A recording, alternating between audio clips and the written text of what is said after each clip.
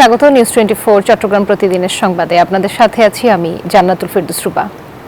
জুলাই গণঅভ্যুত্থানের শহীদদের স্মরণে মৌন মিছিল সমাবেশ করেছে চট্টগ্রাম নগর বিএনপি।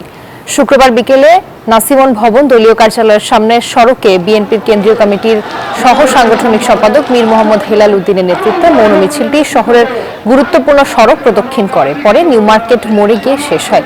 এ সময় বক্তারা বলেন, দীর্ঘ 17 বছর বিএনপি ও জিয়া পরিবারকে ধ্বংস করার অনেক চক্রান্ত ষড়যন্ত্র হয়েছে, এখনও ষড়যন্ত্র চলমান রয়েছে।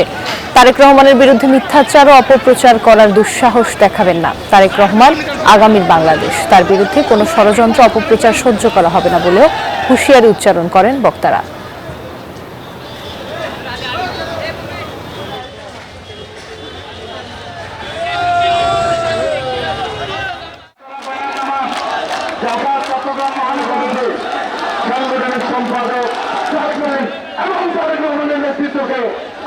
তাদেরকে ধন্যবাদ জানাচ্ছি, কৃতজ্ঞতা জানাচ্ছি। ধন্যবাদ। বাংলাদেশের বিরুদ্ধে ষড়যন্ত্র তখন ওই আওয়ামী লীগের বড় বড় নেতা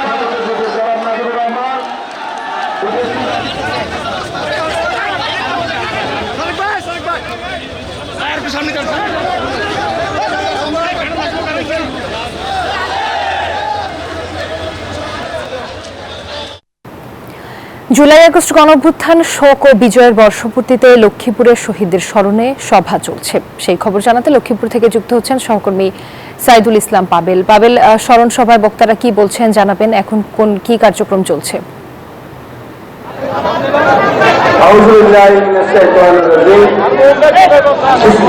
ধন্যবাদ আপনাকে জানিয়ে রাখি যে লক্ষ্মীপুরে জুলাই আগস্ট গণঅভ্যুত্থানে শোক ও বিজয়ের যে বর্ষপূর্তি উপলক্ষে শহীদদের স্মরণ সভা চলছে জেলা বিএনপির আয়োজনে।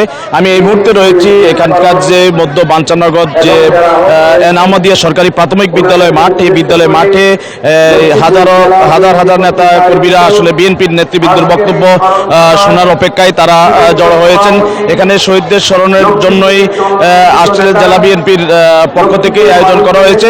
আজকের অনুষ্ঠানে সভাপতিত্ব করবেন যে কেন্দ্রীয় বিএনপির যুগ্ম মহাসচিব শহীদউদ্দিন চৌধুরী আনি। অনুষ্ঠানে প্রধান অতিথি হিসেবে থাকছেন বিএনপির চেয়ারপারসনের উপদেষ্টা আবুল খায়ের ভূঁইয়া, এবং এখানে যে এখন এই মুহূর্তে বক্তব্য রাখছেন যে বিএনপির সহশিল্প বাণিজ্য বিষয়ক সম্পাদক এবিএম আশরাফ উদ্দিন নিজাম। এর একটু আগে বক্তব্য রেখেছেন যে সহসাংগঠনিক সম্পাদক বিএনপি চট্টগ্রাম বিভাগীয় হারুনুর রশিদ এবং সদস্য সচিব শাহাবুদ্দিন সাবু। এছাড়াও এখানে অনুষ্ঠানে উপস্থিত রয়েছেন বিএনপি নেতা বাপুপের সহসভাপতি হ্যাপি চৌধুরী। এখানে অ্যাডভোকেট হাসিবুর রহমানের সঞ্চালনায় বিএনপির অন্যান্য নেতৃবৃন্দ বক্তব্য রাখছেন। আমরা একটু আজকের এই স্মরণ সভা নিয়ে আজকের অনুষ্ঠানে যে প্রধান অতিথি রয়েছেন, আমরা একটু প্রধান অতিথির কাছ থেকে একটু জানতে চাইব যে স্মরণ সভায় আজকে কি বক্তব্য নেতা কর্মীদের কাছে। ধন্যবাদ। আমাদের আজকের এখানে বিগত দিনে লক্ষ্মীপুর বিগত 17 বছর আন্দোলন সংগ্রাম করতে গিয়ে এবং বৈষম্য বিরোধী ছাত্র আন্দোলন সহকারে জুলাই আগস্টের আন্দোলনে যারা শহীদ হয়েছেন, যারা আহত হয়েছেন, শহীদ এবং আহত পরিবারের এখানে প্রত্যেকে আপনারা দেখেছেন উপস্থিত হয়েছেন অধিকাংশ লোক। আমাদের বক্তব্য একটাই, সেটা হচ্ছে বিগত দিনে বিএনপি রাজপথে থেকে লক্ষ লক্ষ নেতাকর্মী যেমনি মানবমর্দমার শিকার হয়েছে, তেমনি লক্ষ্মীপুরে আমাদের শত নেতাকর্মী গুলিবিদ্ধ হয়েছে, আহত হয়েছে, এখানকে গুম করা হয়েছে, হত্যা করা হয়েছে। আমরা তার নিন্দা জানাচ্ছি এবং এই সমস্ত হত্যাকারীদের অবিলম্বে গ্রেপ্তার এবং বাংলাদেশের প্রচলিত আইন অনুযায়ী তাদের আমরা বিচারের দাবি জানাচ্ছি। আমরা আমাদের পাশে রয়েছেন কেন্দ্রীয় বিএনপি যুগ্ম মহাসচিব শহীদউদ্দিন চৌধুরী আনি। যে জুলাই যে স্মরণ সভায় কি বক্তব্য থাকবে? আমি শহীদদেরকে আজকের এই দিনে স্মরণ করছি, বিগত আন্দোলন সংগ্রামে যারা গুম খুনের শিকার হয়েছেন, শহীদ হয়েছেন। আজকে এই মুহূর্তে আমাদের সবার দাবি, একই দাবি যে ফ্যাসিস্টের বিচার করতে হবে, খুনের সঙ্গে যারা জড়িত তাদের বিচার এবং গ্রেপ্তার আমরা দাবি করছি। পাশাপাশি সকল রাজনৈতিক দল আমরা যদি ঐক্যটাকে সুদৃঢ় না করি, তাহলে যে টার্গেটে পৌঁছা, যে লক্ষ্যে পৌঁছা, সেটা আমাদের জন্য কষ্টকর হইতে পারে। এই কষ্টকর অবস্থান থেকে আমাদের প্রত্যাশার জায়গা এত বেশি, সাধারণ মানুষ মনে করে যে না, কোনো ইউনিটি যেন গ্যাপ সৃষ্টি না হয়, ইউনিটিটাকে বৃহত্তরভাবে আপনাদের মধ্যে আরো বড় ইউনিটিতে পরিণত করতে হবে সে প্রত্যাশা আমি ব্যক্ত করছি। ধন্যবাদ। যেটি আপনি শুনলেন যে বিএনপির কেন্দ্রীয় যুগ্ম মহাসচিব শহীদুদ্দিন চৌধুরী এবং এখানকার যে বিএনপি চেয়ারপারসনের উপদেষ্টা আবুল খায়ের ভূঁইয়া এই স্মরণ সভা থেকে আসলে জুলাই গণ অভ্যুত্থানে যে শহীদ হয়েছেন আহত হয়েছেন এসব ঘটনার যে মামলা হয়েছে এই মামলার পাবেল আপনাকে ধন্যবাদ। বিএনপির ভারপ্রাপ্ত চেয়ারম্যান তারেক রহমানের বিরুদ্ধে ষড়যন্ত্রমূলক মিথ্যাচার ও মিটফোর্ড খুলনা কক্সবাজারে পাশবিক হত্যাকাণ্ডের প্রতিবাদ ও শাস্তির দাবিতে বিক্ষোভ করেছে চট্টগ্রাম মহানগর যুবদল। দুপুরে মিছিলটি নগরের সিআরপি থেকে পুরাতন রেল স্টেশনে গিয়ে শেষ হয়। এ সময় উপস্থিত ছিলেন চট্টগ্রাম মহানগর যুবনেতা রাসুদ রানা, যুবনেতা মোহাম্মদ জুয়েল সহ অন্যান্য নেতারা।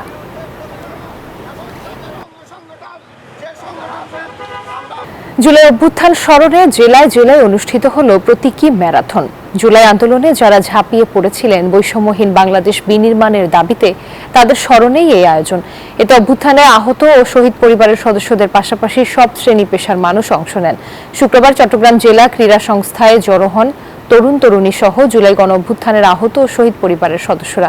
অংশ নেয় 650 প্রতিযোগী। অন্যদিকে খাগড়াছড়ির চেঙ্গি স্কয়ার মোড় থেকে 5 কিলোমিটার প্রতীকী ম্যারাথন দৌড় প্রতিযোগিতায় অংশ নেয় 3 শতাধিক মানুষ। প্রতিযোগিতা খাগড়াছড়ি স্টেডিয়ামে গিয়ে শেষ হয়।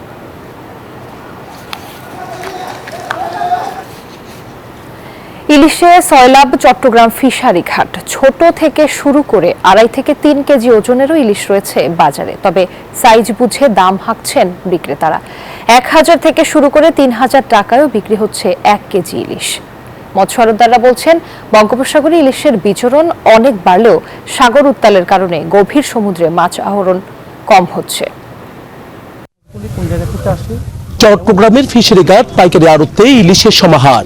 সকাল হলেই ইলিশ নিয়ে হাঁকডাক করছে আড়তদাররা। তোলা হচ্ছে নিলামে। 500 গ্রাম ওজনে ইলিশ পাইকারি আড়তে বিক্রি হচ্ছে 800 থেকে 1000 টাকা। 1 কেজি ওজনে ইলিশের দাম 2000 টাকা, আর 1.5 থেকে 2 কেজি ওজন হলেই 3000 টাকা কেজি প্রতি। এখনো 12 মৌসুম আসে নাই, 12 মৌসুম আরো 15 দিন লাগবে। 15 দিন পর থেকে ইনশাল্লাহ অনেক মাছ হবে। মাছ হলে দাম কমে যাবে, এখন দাম বেশি। ক্রেতারা বলছেন ভরা মৌসুমেও সিন্ডিকেটের কারসাজিতে জাতীয় এই মাছের স্বাদ নিতে পারছে না নিম্ন ও মধ্য আয়ের মানুষ। ইলিশের ক্রয় ক্ষমতার বাইরে আমাদের অনেক দাম। তো আমাদের সাধ্যের মধ্যে তো নাই। এগুলা তো যেগুলা বড় শিল্পপতি এরা খেতে পারবে, গরিবের জন্য ইলিশ আসে নাই। আড়তদাররা বলছেন আরো বেশি ইলিশ ধরা পড়লেই কমবে দাম।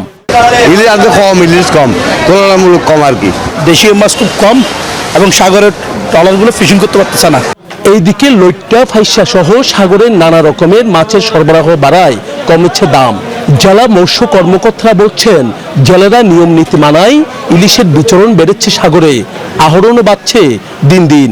শুধু ইলিশ নয়, আমরা সামুদ্রিক টোটাল যে জলজ সম্পদ আছে সেটার পরিপ্রেক্ষিতে যদি বলি সমস্ত মাছেরই ব্রিডিং পিরিয়ড এটা আর কি।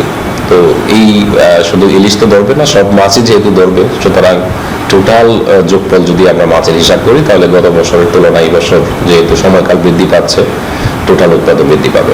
মৎস্য আহরণকারীরা বলছেন ইলিশ সাগর থেকে বাজারে যেতেই 4 হাত বদল হতেই বাড়ছে আরো দাম। সাগরে মাছ কম বিদায় মাছের দামটা বাড়তেছে। যদি মাছটা অহরহ মাছ বেশি হইতো তাহলে মাছের দামটা কমে আসতো। ভোক্তারা বলছেন ইলিশ সিন্ডিকেট না ভাঙতে পারলেই সরকারের কোনো উদ্যোগেও সুবিধা পাবে না সাধারণ মানুষ। নয়ন বড়ুয়া জয়, নিউজ 24, চট্টগ্রাম। গত 1 সপ্তাহ ধরে চাঁদপুরের মৎস্য আড়তগুলোতে ইলিশের আমদানি বেড়েছে। এতে কিছুটা দাম কমায় খুশি ভোক্তারা। পাইকারি বাজারে 1200 থেকে 1500 গ্রাম ওজনের ইলিশ বিক্রি হচ্ছে 3000 থেকে 3200 টাকা পর্যন্ত। 1 কেজি 200 গ্রামের ইলিশ বিক্রি হচ্ছে 27 থেকে 2800 টাকায়। 700 থেকে 900 গ্রামের ইলিশ বিক্রি হচ্ছে 2000 থেকে 2100 টাকা পর্যন্ত। তবে সাগরের ইলিশ কেজিতে 2 থেকে 300 টাকা বেশিতে বিক্রি হচ্ছে।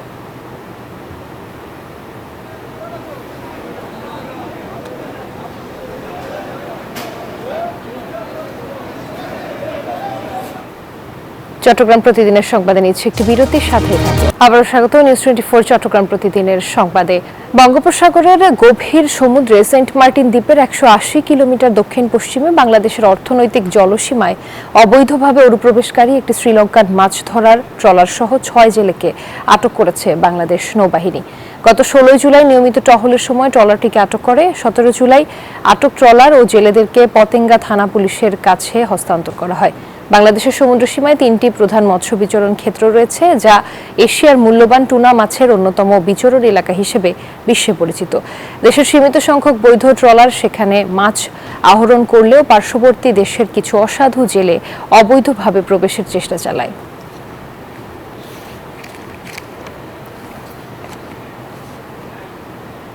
চট্টগ্রামের আনোয়ারার রায়পুর এলাকা থেকে 3 কোটি টাকা মূল্যের 1 লাখ পিস ইয়াবা উদ্ধার সহ এক নারী মাদক ব্যবসায়ীকে আটক করেছে র্যাব। র্যাব জানায়, গোপন সংবাদের ভিত্তিতে অভিযান চালানো হয়। এ সময় র্যাবের উপস্থিতি টের পেয়ে মাদক ব্যবসায়ীরা পালাতে চেষ্টা করে। পরে মনোয়ারা বেগমকে হাতে নাতে আটক করে। পরে তার দেয়া তথ্য অনুসারে তল্লাশি চালিয়ে একটি বাসা থেকে মোড়ানো অবস্থায় 1 লাখ পিস ইয়াবা ট্যাবলেট উদ্ধার করা হয়। তারা দীর্ঘদিন যাবৎ মাদক সরবরাহকারী সিন্ডিকেটের সাথে জড়িত বলে জানিয়েছে র্যাব।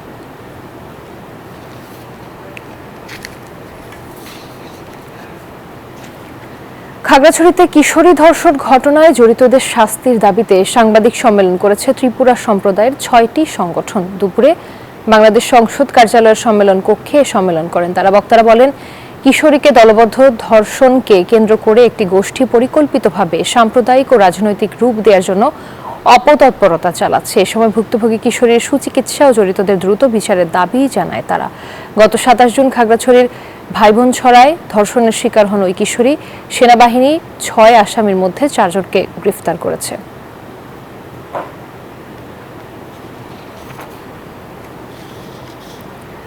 খাগড়াছড়িতে পাহাড়ি ঢলে সৃষ্ট বন্যায় চেঙ্গি ও রামগড়ের ফেনী নদী ও দীঘিনালা উপজেলার মাইনী নদীর পানি কমতে থাকায় ভাঙন দেখা দিয়েছে। এ বিষয়ে বিস্তারিত জানিয়েছেন সহকর্মী জহুরুল আলম।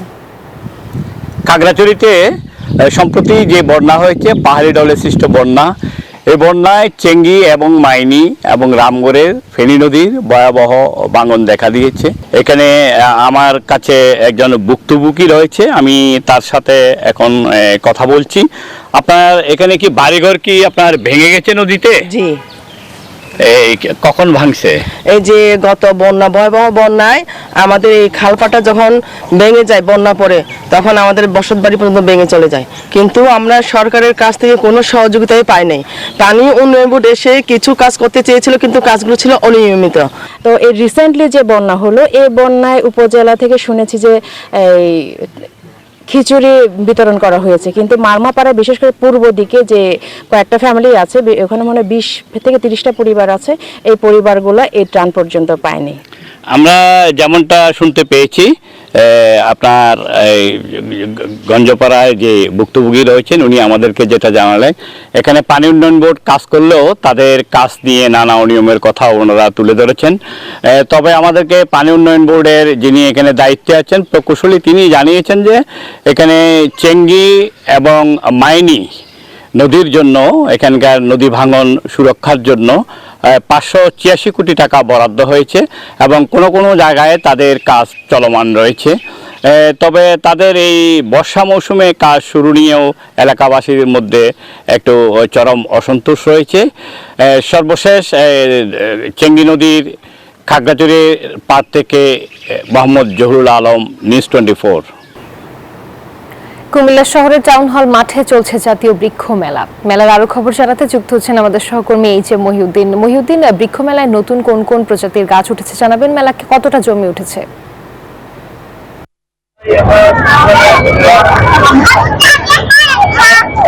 ধন্যবাদ ধ্রুব আপনাকে। আপনি যেমনটি বলছিলেন, কুমিল্লা টাউন হলে প্রতি বর্ষা আসলেই দিন মাসব্যাপী এখানে বৃক্ষ মেলা অনুষ্ঠিত হয়। আমি যদি একটু দেখাই, কুমিল্লা টাউন হলে জমে উঠেছে বৃক্ষ মেলা। সাধারণ মানুষ এবং নারী পুরুষ সকলের উপস্থিতি। এই মেলার বিভিন্ন রকমের ফুল, ফল, ফলজ এবং বনজ সহ বিভিন্ন কাঠের গাছ এখানে উঠেছে এবং কুমিল্লা পুরো জেলা জুড়ে মানুষ এখানে সবসময় উৎসে ভরা ভিড় থাকে।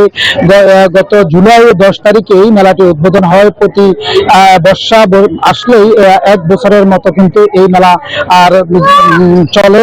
তার মধ্য দিয়ে এই এবারে টানা কয়েকদিনের বৃষ্টিতে মেলা প্রাথমিকভাবে জমে না উঠলেও তবে এখন মানুষের ক্রেতা এবং বিভিন্ন প্রজাতির গাছ তারা কিনছে। বিশেষ করে ইনডোর আউটডোর যে ফুলের চারা রয়েছে এবং ফলস সহ রয়েছে সেই ফলসগুলো কিন্তু সাধারণ মানুষ কিনছে। এবং এখানে যারা আয়োজক রয়েছেন, আমি বন বিভাগের যে একজন কর্মকর্তা, আমি তার সাথে একটু কথা বলবো যে আসলে এই মেলা কতদিন চলবে এবং এখানে আগ্রহী কারা রয়েছেন, আমরা বিশেষ করে তাদের ক্ষেত্রে কথা শুনবো। জেলা প্রশাসন এবং কুমিল্লার সামাজিক বন বিভাগ কর্তৃক বৃক্ষমেলা 2025 গত 10 জুলাই হইতে কুমিল্লা টাউন হল প্রাঙ্গণে অনাড়ম্বরভাবে অনুষ্ঠিত হচ্ছে এবং তা আগামী 10 দিন চলবে এবং পরবর্তীতে সময় বর্ধিত যদি প্রশাসন করে আরো চলবে। কিন্তু লোক সমাগম অত্যন্ত স্বতঃস্ফূর্ত এবং ফল ফুল জন্য মানুষ যেভাবে আসতেছে আমরা যথেষ্ট সাড়া পাচ্ছি। এই ব্যাপারে আমাদের এই উদ্যোগ মানুষ ভালোভাবে নিচ্ছে এবং যেহেতু বর্ষাকাল এখন আমাদের এই গাছ রোপণের উপযুক্ত সময়, সেই জন্য আমরা তাদেরকে আরো উৎসাহ দেওয়ার জন্য আমাদের কন্ট্রোল রুমে আমরা তাদেরকে যতটুকু আমাদের তাদের তথ্য উপাত্ত দিয়ে সাহায্য করা দরকার আমরা করছি। ধন্যবাদ।